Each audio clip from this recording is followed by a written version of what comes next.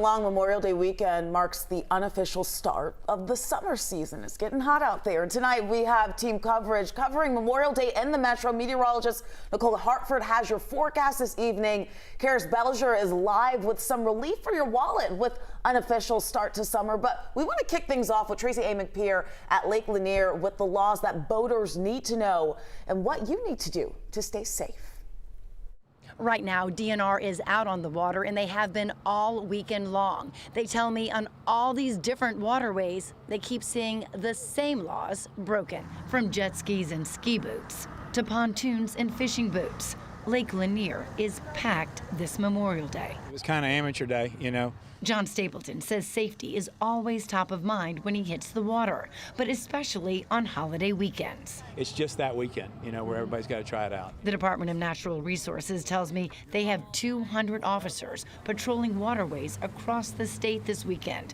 And so far, the same laws keep getting broken, like boaters not having enough or having improper life jackets. Boaters not respecting the 100-foot law, where they must be at idle speed within 100 feet of the shoreline, docks, marinas, people in the water, or other vessels. Boaters creating a wake in an awake zone and boating under the influence. Stapleton says he's not surprised. I don't drink, so I'm always a sober pilot, you know, but it gets stupid. Stapleton says it all starts with the owner of the boat coming prepared, obeying the laws, and using common sense. Just be responsible, because you're responsible for everybody on the boat. Now, if you're out on the water and you see a situation that seems unsafe, DNR says you should call 911 or the Game Warden hotline. We've got all that information on our website at 11alive.com. On Lake Lanier, Tracy A. McPeer, 11 Alive News. Okay, Tracy, thanks so much.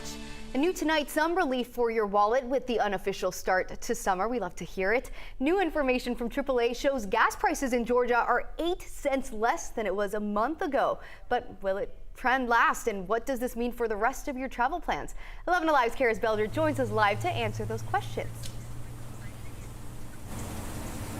I spoke with an economist at Emory University. He said the reason for this trend is the amount of oil readily available in the U.S. Bobby Gray stopped at the Quick Trip on Sidney Marcus Boulevard today, fueling up before hitting the road on the way to Knoxville, Tennessee. Or maybe it's the bigger cities, but I'm going to say probably about $1 difference or so. But for her, the price at the pump appears to be going down, something she hopes will stick around. Definitely. It makes me definitely want to get out more. With Memorial Day kicking off summer, Bobby and others like Amanda Barron are thinking driving may be the best way to travel. Oil prices are down and gas prices are down, which made our trip more easier. According to AAA, the statewide average for gas is 88 cents cheaper than it was 1 year ago. The average cost to fill up a 15-gallon tank is $48.75. That means most drivers are paying about $14 less at the pump. Emory economics professor Ray Hill says this is due to a number of factors. We got plenty of oil that can be produced at less than $100, and so that oil comes on stream. We had a slowdown in the economy, so less demand. And for the time being, there shouldn't be too much of an increase. Over the summer, we might see a little bit of that, and we have these, more environmentally friendly fuel mixes that are more expensive. We can put on more and more, produce more and more oil. And Professor Hill says there is a chance that more people may choose to drive instead of flying this summer. This is because the overall cost of flying is higher than the price of gas. All right, Karis, thank you so much for staying on top of that, bringing it to us.